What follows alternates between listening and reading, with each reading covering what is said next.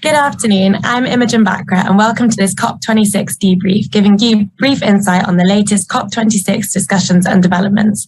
Today was World Leaders Day 1, the first of 2 days of COP26, where we welcome world leaders to put forward their high-level ambitions and actions towards securing global net zero. I'm joined today by our climate and ESG specialist, Caroline Haas, who's on the ground at COP26 to hear her key takeaways. So day one, I'm sure it's super exciting. What have world leaders been most animated about so far, and what policies and ideas do you think will dominate the discussions this week? Great, thank you, Imogen. Obviously, it's been incredibly exciting and seeing the various world leaders that are here. Obviously, Boris Johnson is here, as well as President Biden. Prince Charles also addressed the opening ceremony alongside David Attenborough, who obviously is always so incredibly moving and really kind of beat the drum to get everybody moving in this direction. I would say, where is the focus? The focus is very much on this sort of 1.5 versus 2 degrees. Right now, we're on a trajectory of 2.7, and everyone is very aware that that actually will have detrimental consequences on the planet and the communities that it hosts. So we definitely need to focus on that.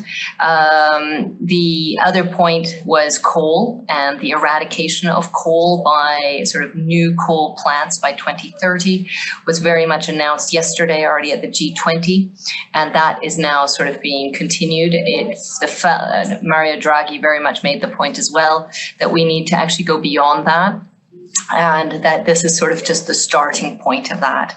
The other point that was very much addressed was the fact that developing countries are actually the ones that are bearing the brunt of climate change and often actually have a reduced emissions footprint, which is contributing to climate change. There is a 20 billion shortfall of the 100 billion right now, and so that is going to be the focus of the next couple of days to see where that is going to come in.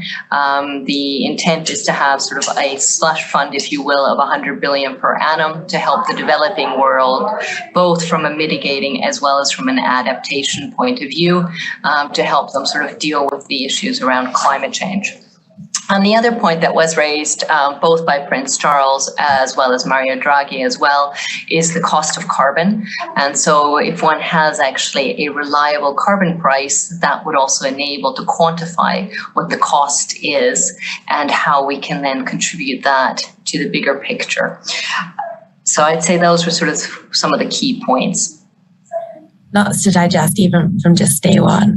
Does it feel like there is global appetite for ambitious 2030 emissions reductions targets? There's a tremendous amount of appetite. As always, it's the devil is in the detail. What was called out quite frequently is actually the role of government to support the de-risking of some of the climate solutions so that we mobilize more of the private finance into this sector. The multiple development banks were also called out to kind of come in more aggressively with regard to the blended finance, which follows around the same theme of helping de-risk so that you mobilize the significant amount of capital that is available. But obviously, finance will not take all of the technological or R&D risk that is associated with some of the solutions that we will be required. The other was very much sort of focusing on pragmatism versus ideology and ensuring that one can, really kind of keep moving forward, and let's not get caught up too much into arguing which one is better, but actually working together and just using a variety of solutions and that would apply to different situations around the globe. It sounds like you've heard a lot on the government side today, but what have you heard from businesses so far today? Does this feel like this COP could kind of be the pivotal moment to propel us further into the green business era? So yes, it was absolutely fantastic. Katie Murray, NatWest Group's CFO, spoke at a panel, which was Home is Where the Heat Is. It was part of a collaborative approach where NatWest Group was involved with regard to the heating requirements and sort of some of the installation, heat pumps, and really mobilizing the consumers' homes to actually participate in climate change. In that panel, there was Centrica, who is obviously a large builder. They supply about a third of the UK homes, as well as Worcester-Bush, who actually supplies heat pumps and hydrogen systems, as well as Shelter, which was also very good to sort of really kind of bring home the message that this also has to be done from a sort of just transition perspective, as well as a build back better. And that one also needs to consider how lower income communities will be able to also benefit from these technological changes, but also reduce their heating costs at the same time.